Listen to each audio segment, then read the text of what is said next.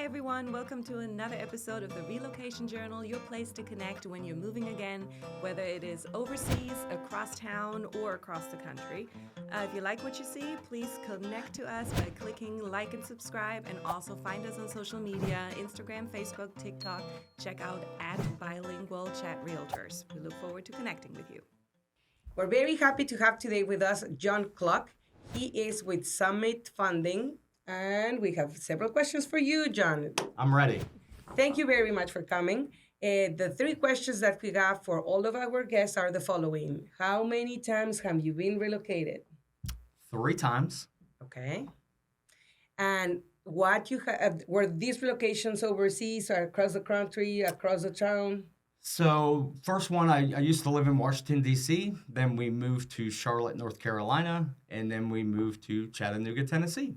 Well, that was easy. Yeah, it's straight line down. It was pretty down, good. yeah. May I say Yeah. why you relocated on the last one? Or may I I ask will tell you that I relocated every single time because of family. Oh, You know, that's so it's sweet. all about family, and the last one will probably be here forever because this is where my grandkids live now, and super excited about being in Chattanooga and just love the area. Yeah. So yeah, just every one of them have been a really great move, and just excited to be here now. Okay, sounds. Thank Yeah. you for sharing that. Yeah, absolutely. And then the next question is what you have learned from your relocations. What is something that you would give as an advice to all our audience?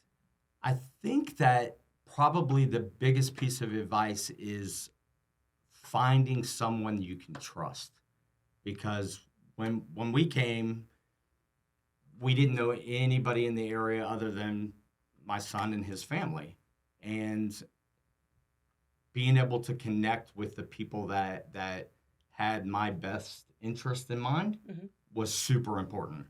And yeah, and you get to know the area more that way. You learn a lot about the culture and just the important pockets of the neighborhoods, and that's what I loved about it. Okay.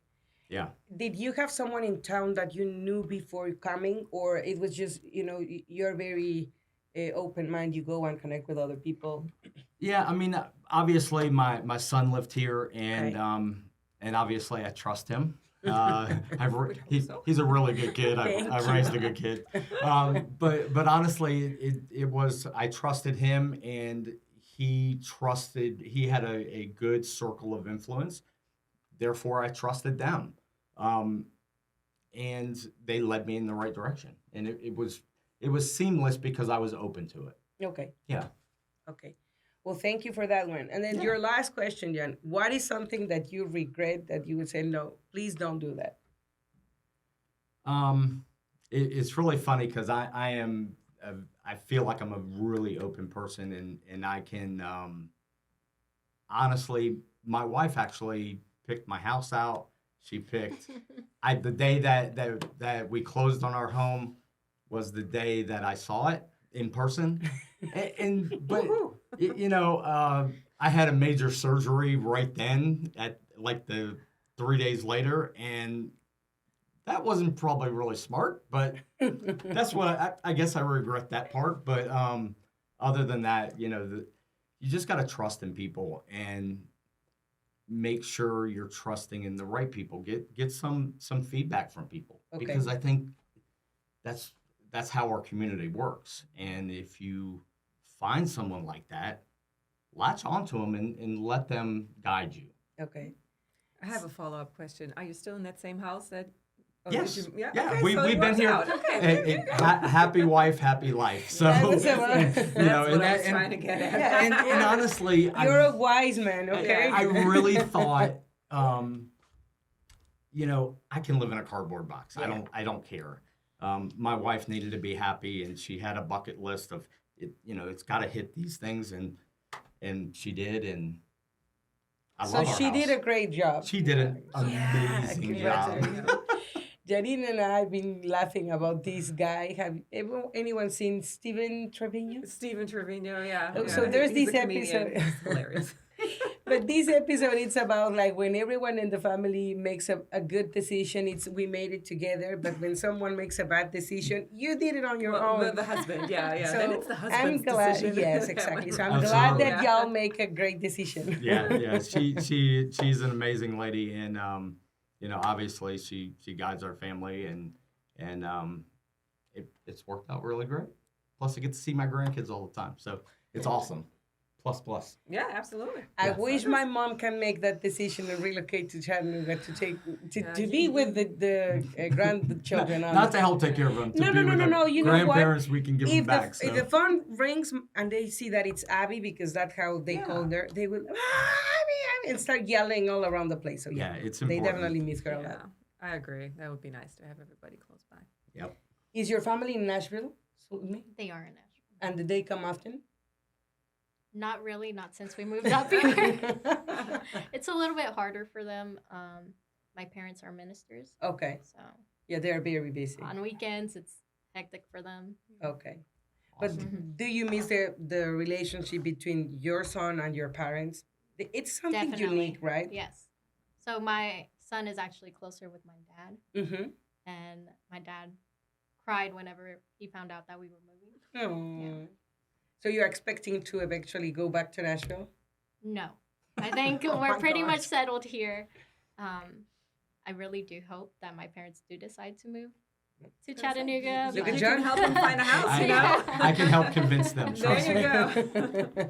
We have plenty of arguments. So, speaking about convincing, I guess that most of the people are looking at the news and they have a little bit of a context. But just in case that we have missed something, over the market has have like a different behavior over the last couple of 2 years. Yeah.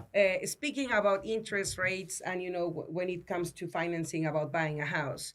So the context is when we were in during the pandemic, we all thought that we were gonna die. We couldn't get out of the house another day. Here we are, 2 years later, still alive, buying houses, That's right. selling houses, and then to incentivize a little bit the market because pretty much the economy just like shut down. Yes. We went to very lower interest rates. Yep. Correct me if I'm saying something wrong, please. It's absolutely true. So they went from buying a car, I don't know if you remember, about 0% APR with a 48, 72 months. It was just ridiculous. You will go to the car dealer, get a car, get out of the place, and Basically, buy one, get one free. yeah, die because of COVID, but remain in your new car. I'm just joking Yeah. because there are many Right. families who really Yeah, for sure. had the bad luck or the unfortune of missing one of their relatives during the family. But about the houses, it was the same thing. No one wanted to show a house. No one, realtors didn't want it to open another door. They Yeah. work with the booties, the spray, Yeah. the disinfecting spray, what is this? The mask, face mask. Yeah. You know what? Were they labeled as essentials? I know that my husband, as an insurance worker, they were like, he was essential, so he could do all the work. But Yes, realtors they were were. essential. But I heard many people that they didn't want it to open a house because we didn't want it to die. So they started doing the virtual open houses. Oh, Yeah. that's right. And that was another way that, people still needed to come. They have decisions to make. Some of ones like hold on a little bit for a couple of months, but there were people that they still needed to move. And because of that, they were still shopping. Sure. So the interest rates dramatically dropped down to, what was the lowest, John? Like it depends. Obviously, credit score and a whole bunch of other stuff. But like lower twos. I mean, it was it was free money. The government was giving out free money Yeah. because the economy was crumbling because everything was closed. So Yeah. they needed to. But it doesn't need to make any explanation. We don't need to make an explanation to point out that that's not a normal situation. We're not going to die every single day, and we're not going to have a pandemic every other year. So that a typical situation led us into very lower interest rates. Yeah. And eventually the market started correcting itself a little bit, meaning that the interest rates were increasing to normal interest rates, or at least not normal, but the ones that we were used to see. Which Correct. before the pandemic, if I'm not wrong, we should be between 4 to 5, something like that. So last year we were about that. Probably by the end of 2021, we were at fours. Yeah. And then last year we started getting increasements because inflation, okay? Yeah. And then because inflation, it doesn't mean, I would like to make this precision without being that technical about the comment. But if the Fed raises the interest rate, we won't have exactly the same effect in the interest rates. Correct. Okay. Absolutely. But we've been dealing with inflation with the prices going up and up and up. And as a matter to correct the inflation, the Fed is raising the interest rate, and that is hitting the market. Absolutely. So we went to the highest 8 some Yeah. point Yeah. during this year. Yeah. It's been crazy. Very erratic. It is, and just because they raise the rate from the Fed doesn't mean it directly affects your mortgage rates, but indirectly it makes those rates go higher. It makes your credit cards go higher. It makes your car loans go. Everything goes higher. Exactly. So this erratic behavior that we've been experiencing with the interest rates have led people to lose power when they are buying a house. Sure. Some others say like, no, these interest rates are super crazy. It's not a good time for you guys to buy. And then here we have John Clark with some info that he's the expert, and he's gonna tell you why we still need to buy even though we have these interest rates. By the way, we're not at 8s at this point, okay? So don't get scared. So obviously, it gets scary because your dollar doesn't go as far. And just by saying that, interest rates are higher, but if you get into the market now, the house prices are going to continue to go up. That's just history. If you look at the history of prices, they have gone up for the last 60, 70 years, except for 5 times in the history of that. So those 5 times were right after the mortgage meltdown. And it was basically because they were giving loans to everyone. And I have some personal stories, not me personally, but family members that bought houses and they didn't even have a job. And it's absolutely insane. But so they revamped everything as government, we're having this major meltdown, boom, and they swing the pendulum all the way, and then they try to correct it back and forth. Same thing happened now. They gave all these, the interest rates, they dropped them so much, but there is an ability to repay, and there's a whole bunch of regulations in there, but it makes it a little bit more difficult. Yeah. But it makes sense. I would say, though, that I'm sorry to jump in, but I think that we need to do it this precision. It does make sense that they are raising or moving the interest rate, but it doesn't, because people does their lifestyle according to their income. Mm-hmm. So you cannot change your lifestyle as fast as the Fed raises interest rate. Yeah. But if you look at, is it a good time to buy? That's the real question, because prices are higher. But what I feel is that when interest rates come down, and they will come down, because that's just, it's going to happen. But when they come down, you're going to have a lot more people in the market. Yeah. We don't have a lot of inventory. So the question is if we have a lot more buyers coming in and we don't have a ton of inventory, supply and demand tells us the prices are going up. Right. And are you going to really get the house that you're wanting? So then you're going to compete with 3 or 4 other people trying to get that same house, and maybe that price is going to continue to go up. So the great thing about anytime you buy a home, we don't look at, adjustable rate mortgages right now and stuff. They just don't make sense.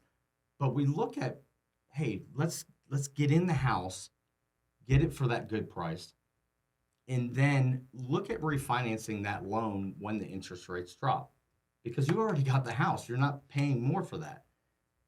The other thing you have to think about is, if you are renting right now, all of your money is going towards a mortgage payment. just not yours. Well, let me make some math because I really need to support that point. When you are renting a house, you're paying 100% interest rate. And don't tell me that that is not expensive. It's way more expensive than the 7% or whatever is interest rate that you would get currently. Just for you to do that math, if you are currently paying a monthly rental of 1,800, you want to know exactly how much money I have here, okay? I'm going to tell you exactly how much money you're going to lose if you keep on paying 1,800, okay? Times 12. This year you trashed $21,600. That is the down payment for a house Yeah. on an FHA for I would say 320, 330 probably. You can buy a house with that price, including closing costs.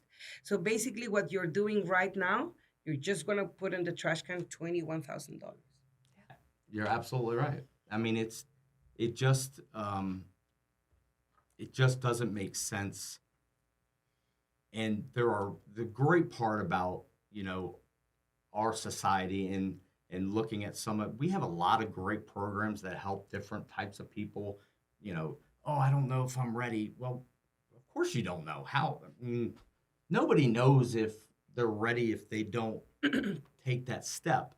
And that's kind of what we do is kind of look and say, let's make a plan. And it might not be today, but it very well could be. And if it's not today, are you going to be ready in 6 months? Well, let's get a plan, a path to that dream home or to that first home. Because that makes a big difference. A big difference. You need to do the first step, and the first step is getting out of your house and talking to someone, a professional who can guide you about what's going on. Absolutely. You're never going to start in the process if you don't do the first approach.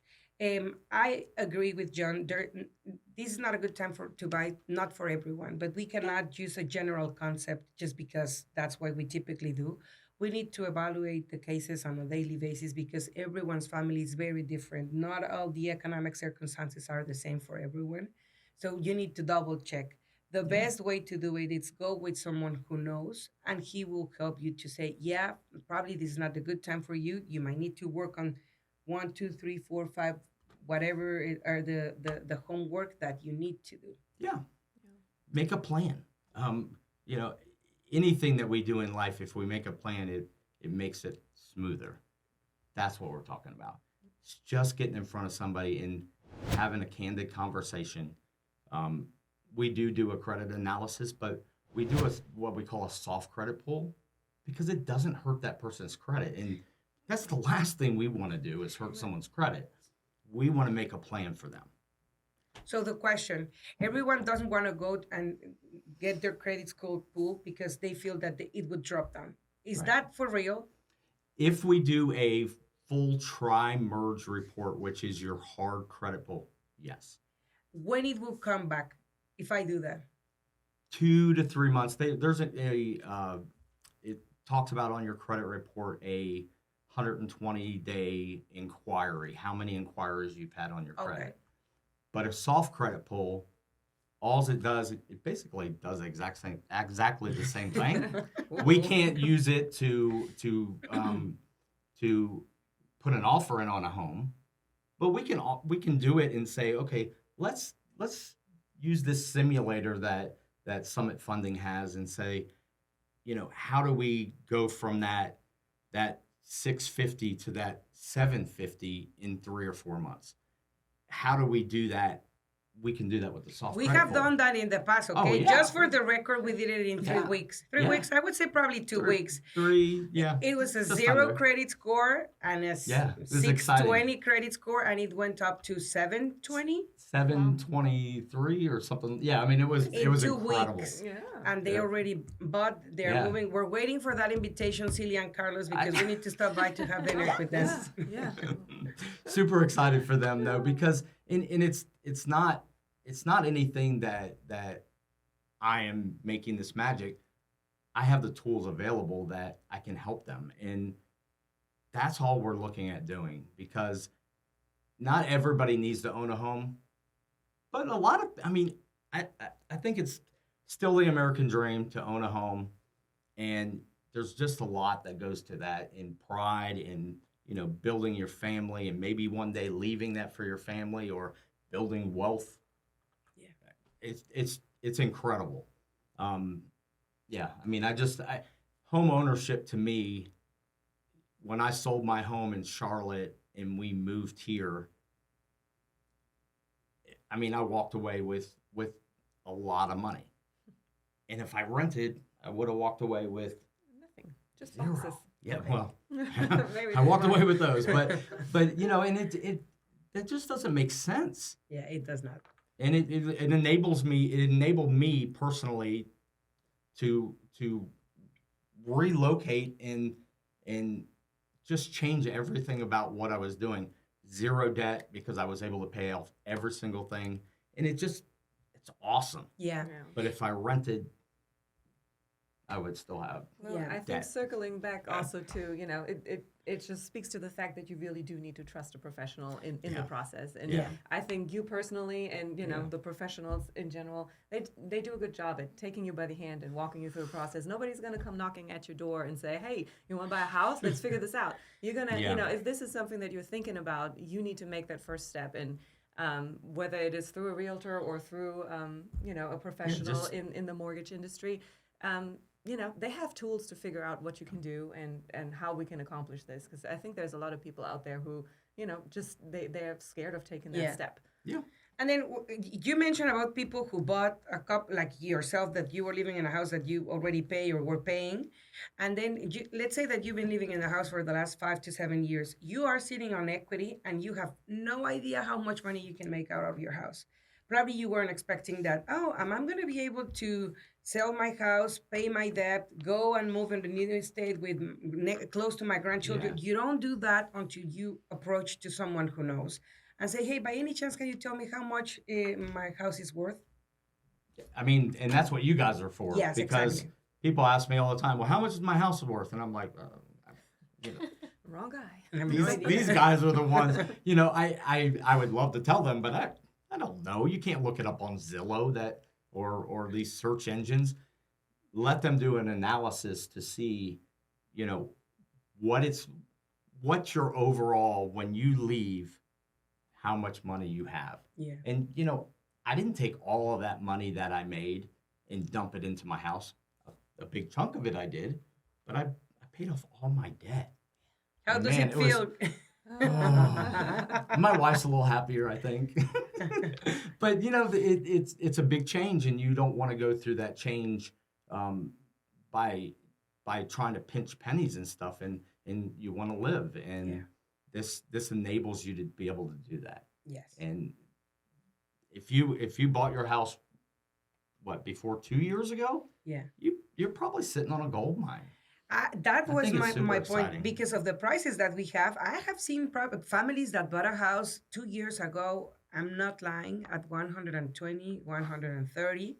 Now they come on the market at 220, 225, Yeah. 250. It depends on what you've been doing on your property and the area where you bought. Sure. There's like a principle that we always recommend. Buy the best house that you can afford, the cheapest house that you can afford in the best neighborhood. Sure. You need to choose wisely where you're going to put your money. And I'm not trying to do any kind of steering at all. It's a plan for everything. It's some areas will give you a little bit more money than other ones, but you know, that's supply and demand. Honestly. Yeah, and I mean, coming to Chattanooga, besides my son, I didn't know where a good place was. My son did, kind of, sort of, but realistically, the agent was Are the you one. a next door neighbor to your son? No, Oh, I wanted to be really close to my grandkids, not too close. Not that close. Not too Not for them close, to but. walk there. Yeah. Actually, we would have preferred that. We would have lived right next door to them. I don't think my son would have preferred that, but Yeah. that's whatever. That, you know, it makes things go rather well. But you need somebody to be able to tell you. You know, you go to a new city and you're just driving around by yourself. You don't have any direction, and you go down a bad street. Boy, you don't know. yeah. And if you buy a house that you don't know where the good parts You don't are know. or where you are going to fit in, that's where you need you guys. And no matter if you come here and spend the whole week driving around the neighborhoods, because we have families coming every month, and We have one family coming on Sunday, and they said, "How long would it take us to see the houses that we have as an option?" Well, you already know that a bathroom is a bathroom, a kitchen is a kitchen. We're just going to see pretty much about the neighborhood. There's nothing really that I'm going to tell you about the house, but I want you to get familiar with the area. Yeah. That's something really important when you are relocating. It's not the same that if you live in town and you just move across the town, you already know the other side of the city. But when you're moving from a different state or a different Yeah. country, it's a little bit more tricky. You don't know. Yeah. You need to find a way how to make it work. That is, man, Yeah, that's you- so true. Yeah, you really have to rely on somebody that is there, and not just the house in the neighborhood, the traffic situation. Where's the grocery store? What is not just are the schools any good, but where are the schools? How long is it going to take me to get there, and how long is it going to take me The to? grocery store. Yeah, yeah. When I was in Louisiana, I was not happy to find out that the nearest Target was like 25 minutes down the interstate. That was not good. Somebody should have told me, and it was very sad, especially having a new baby. It was like, oh no. Yeah. So yeah, it's tricky. Yeah, well, the next question that I have for you, John, it's what are the programs that you can assist us? Who are the people that you're going to be able to take care of? So obviously there's hundreds of programs out there, and that's why I like to kind of have that candid conversation just to find out what their situation is. Are they a veteran? So let's You use do that. VA loans? Oh yeah, and So let me phenomenal. please bump him with the VAs. Have you bought with a VA loan? I have not yet. Why? We just haven't, because we've been moving back and forth and hadn't realized where we wanted to settle down. We Okay. just hadn't looked at houses yet. Okay. Do you know that or are you aware that some sellers, I'm not going to say other agents, but sellers do not want to take a VA loan sometimes during the process when people are buying? I am aware. Yes. Why? Is that a myth? It's a misunderstanding of what's going on. I think largely it is a misunderstanding. People just aren't educated on it, don't know anything about it, or simply they hear something from somebody else and they're like, oh, let's just stay away. It's a little bit harder. So in total, it's a lot harder for veterans to find someone reliable. And that is so unfair, honestly. So unfair. What is the good thing about the veterans program? The good thing about it is that there is zero down payment. So it's very convenient for us who might not be on that scale of wanting to buy a house, but have that affordability to where we don't have to put anything down. Okay. Yeah. Can you help us with that, John? Yeah, I mean, listen, we all should we all should be grateful for our veterans. We all should we wouldn't be this country wouldn't be what it is without our veterans. There's no doubt about it. And it really stinks sometimes that people are like, yeah, we don't want a veteran loan. Well, the difference is the appraisal process, because the VA wants to make sure that that our veterans are moving into a safe house.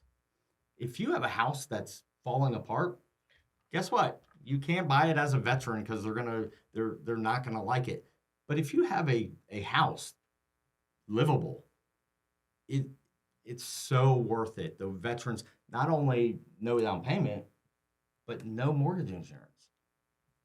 That's great. How much is the mortgage insurance? Give us an example, just for people like to know how much money are they saving if they go with a VA loan. So if you were to do the same loan either conventional or FHA, you're talking, if we're looking at, let's just say, a $300,000 house, and it all has to do with credit, but you're looking at somewhere between $100 and $200 that you're saving. Those Just are as a the veteran. utility payments. Yeah, that's The your internet. groceries. I mean, it's crazy, and it's, listen, VA loans are not hard. They're super valuable. They don't take longer. There's some myths out there that they're not. And I think if I were to sell my house right now and I had a choice between a veteran and a non-veteran, and I had everything was equal, I'm going with the veteran because we need to give back. I mean, these people put in time for us, and I mean, there's not a lot I can do, but if I can do those little things, but I also make sure that when I bought my house, I also take care of the maintenance. So Yeah. my house is not falling apart, and I want to make sure that the next person that gets my house is super happy with it. So the thing that I would try to point out, it's not important the loan if the loan it's a good loan and they already have been pre-approved, not just pre-qualified. Yes. That is your concern because when you're selling a house, what you're really trying to do is get money. Who's going to want to get the money in the next 90, 100, and 180 days? Because I have seen those cases, properties being contingent for 6 months because something happened with the financing. What you really want to make sure when you're selling is that the offer that you're going to choose for your house to make your plans, it's going to work in the time frame that you're trying to do. That's exactly what you need to do. And the way to find that out, it's asking for the offer to come with a pre-approval letter from the lender. That's the truth. We have discussed a little bit about what is important to have a local lender rather than that someone online.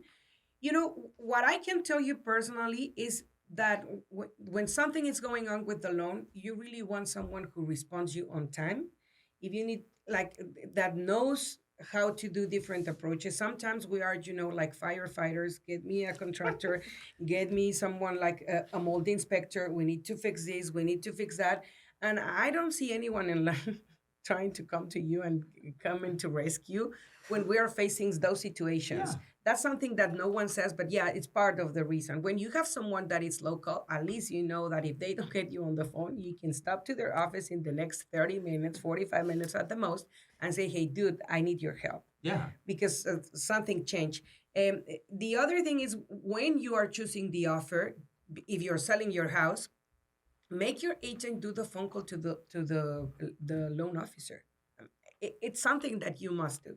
Yeah. Just to make sure that you get what you got, that the lender already has received the paperwork for the loan, that they know that it's going to work. There's no doubt.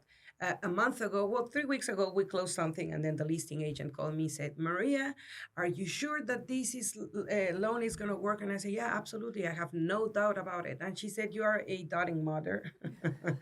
But, we know we were sitting with the loan. I would never send an offer with a letter that I know that it's a loan that is not going to work. Yeah. For personal experience, I can tell you that I already been in a complicated situation at the very beginning in my career here with loans that wouldn't work because the loan officer didn't do a good job or didn't do the job at all. And then I needed to withdraw offers and find different properties for my clients. So that's something that you realistically are going to face. Because you don't want to do that, just be wise when you choose at the very beginning. Choose and ask for information. Do an informed decision. That's exactly what we need to do. Whether you're buying or whether you're selling, you need to do an informed decision with the appropriate and the professionals that are surrounding you. Due diligence all the way. All the way. All the way. So lastly, I would like to talk a little bit more, John, about why John and non Joe Doe loan officer, because that's important. Yeah. Not everyone does the same thing. Sometimes we're not the people for that other ones need. That's the truth. You need to figure out why. Why I'm not might be your agent or why I might be your agent. But that's something that you need to discuss and you need to get close. But what our people are going to get if they go with John Clark? So, first of all, the Summit Funding as a company has been around for years and years and years. We're at the top 1% of all mortgage lenders. But more importantly, I am going to be the face of Summit Funding. Like when I give you a pre-approval, it's a pre-approval. We're not going through the process and saying, well, I hope this is going to work. We've already got all their documents. We already looked at cash to close. I like to meet all my clients face to face. And the reason for that is because I want them to see that I'm here for them. That's my purpose. Meaning, I don't care about your processor and I don't care about your underwriter. Okay. Yeah, I mean, because I'm going to be the person you're calling. Exactly. And I've got to, if I'm going to put my reputation on the line and say that you are going to qualify for this loan, I want to make sure that it's good. I want to get all that stuff up front. So when you know, you guys call me and you say, oh, I need a pre-approval. I'm like, I still need some stuff. But once I get that, you guys are confident that this is going to go. There's stress involved, but that's kind of our job, is to mitigate that a little bit. But we want to make it as smooth as possible. It's not going to be like buying a Coca-Cola, obviously. It's a big transaction, but we just want everybody to know where they stand. When I meet with them, they walk away with, this is what it's going to cost me. This is my out-of-pocket expenses. And, you know, when they get down the line, I want to be the hero. I want it to be less than what I tell them. But how do I do that if I don't have all the information? You can't. Okay. So let's get that pre-approval is so important. If I went home and I forgot to ask you questions, can I give you a call back and I say, hey, John, I missed this and that? Of course, absolutely.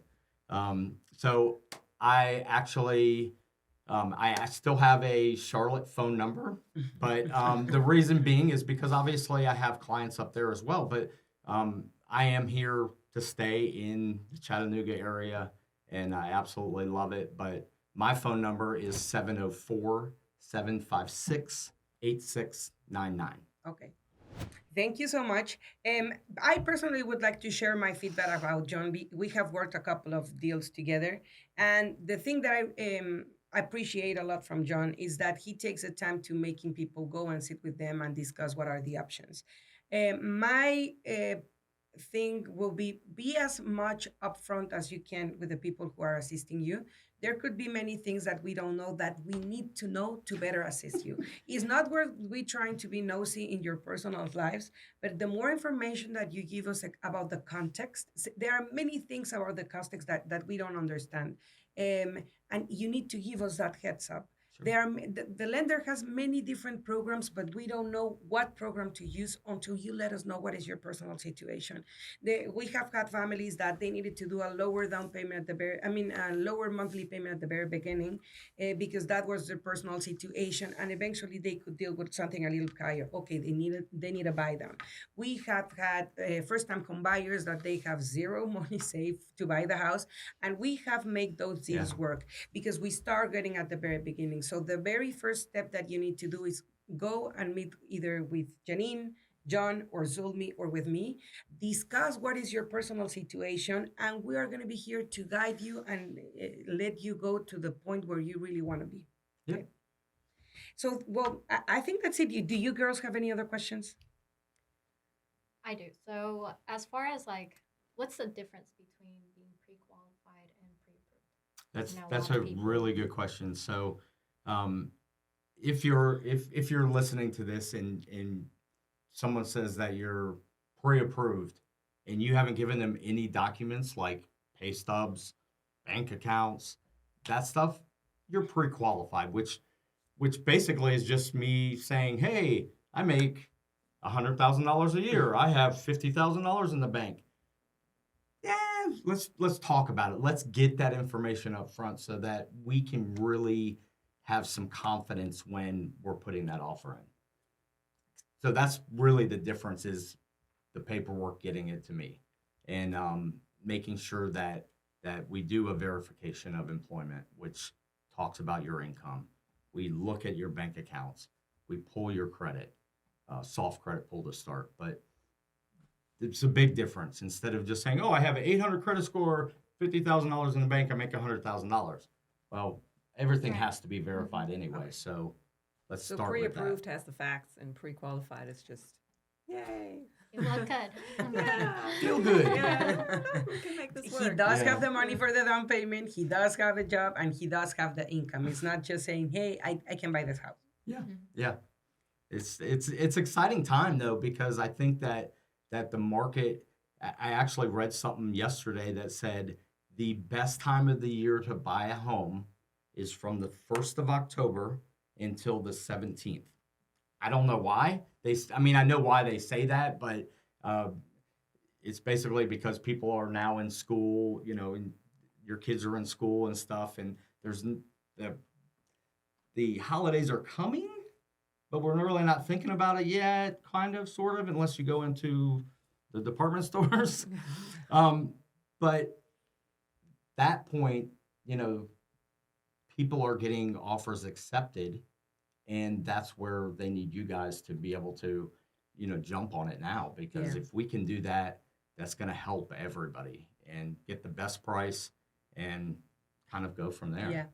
The market have like certain stationality. It flows in this Mhm. way. Typically, what we notice is that people get prepared to sell their houses, and they start preparing. I would say by the end of or but in the middle of the winter when you're at home and it's cold out there and you don't want to go on over, you start staring at your ceiling, and then you say like, okay, I don't want this, I want to do that. So you start working on a lot of projects. Then when we start with the early spring, you notice that, oh, I need to do this in the house, this and that one. And Yeah. then the idea naturally comes and say, what if we sell, or I got a new job, and what if we move? And the best time to move with the children is during summer. Moving with the children at school, it's just something that is not going to work. It's really complicated. So the most inventory that we typically have, it's during the spring and during the winter. But when you have more inventory, you have more people, of course, trying to buy. So it's more competitive. Yeah. Yeah, you compete with much more people in the market. Therefore, the prices that you need to do when you're writing up an offer or the conditions are a little bit more complicated. Yeah. Then, when it's slowing down again during the fall, people in September, we were all super busy. I don't know where's my September, by the way. I just blink It's and I'm done now like, anyway. yeah, the September is gone because we get busy with the children going back to school. They need to adjust. It's the new year. Everything is very different. Then we start getting prepared for the remaining part of the year, which means in November, everyone is thinking about Thanksgiving dinner. And in December, we're gone. We're just thinking about the holidays, the gifts. People start shopping during the Black Friday, getting prepared for everything. So yeah, there's like some certain stability in the market that Yeah. you could have in this time frame. That's exactly how it works. I'm not saying you're probably going to validate my point with the habits that you do, because that's exactly how like the market behaves. Mm-hmm. Okay, so this could be the great time for you to do. And the other thing that I really want to say, sometimes when it comes to our mind, like, what if we buy but we don't have any savings? What if we do this but we don't have that? Do you exactly know how much money do you really need to save? I mean, there's so many programs out there nowadays. But I mean, if you are stuck at home and you don't go with anyone else, you don't know. You don't know. You don't know. There are people who are still thinking that they cannot buy a house if they do not bring 20% down. Yeah. And when they go to the office and we do some maths, like we took care of a very young siblings 2 days ago, and when we did the math, he said like, okay, for the house that we need to do, that's like 3.5%. That's all. Yeah, that's all your down payment. Yeah, that's all. Yeah, The that was other- actually one of my questions because that is what I had always been told coming here. Like, you 20% for your down payment. Yeah. And that is not the case. Yeah, no, I mean, that's the ideal thing that you want to do, but honestly, the ideal thing really is to get in a house. And yeah, even if you have great credit, you can go down, and you're a first-time home buyer, 3% down.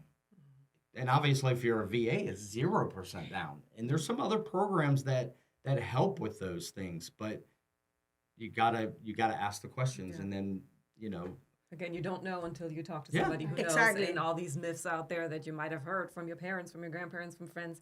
It changes all so much and so quickly when, it's in these times. So Yeah. professional. We have programs, or I mean, not we, but the government, because some are like run by the government, some others are like private with the lender. Mhm. But there are programs to assist people that do not have money for the down payment, meaning that they can finance the 3.5 that you don't have at this point. Then, because we're a great negotiator and realtors, we're gonna get that closing cost, trying to negotiate on the seller side, and then you could just come to the closing table, perhaps with the home inspection and the appraisal. Yeah. But you need to call us, because if you don't call us, you're not gonna know what we can do for you. Okay. Yeah. Anything else? Any other questions? Oh, great, like lots of information. I think so. Yeah. I'm just super excited to be invited, obviously, but just you know, nothing happens until action, right? You just pick up the phone and call and just have that conversation, and if you never want to buy a house after talking to me, or you don't like my personality, listen, it's a conversation, and I want to be able to give you good guidance. And if that means that the guidance is that you never are going to buy a home, so be it. That's okay. I think that someone told me a long time ago, if you try to help people, then you'll eventually help yourself. So just put it out there to see what the possibilities are, and see what your what are your 5-year goals. Is it to be in a house? Well, you have to start. Just like if you want to be super buff, you're not going to get there by saying, okay, 5 years I want to be there, without doing the actions to get there, right? I mean, we all know that, but just pick up the phone and just have that really quick conversation, and just start the process and just see where it can go. Perfect. Super excited. Well, thank you so much for joining us today. That was everything. We appreciate you having you guys here, Janine, John, Sulmi. Please stay connected with us on our social media, and don't forget to share and subscribe. Thank you for joining us today. If you like what you see, click like and subscribe. And follow us on all of our social media, Instagram, TikTok, and Facebook.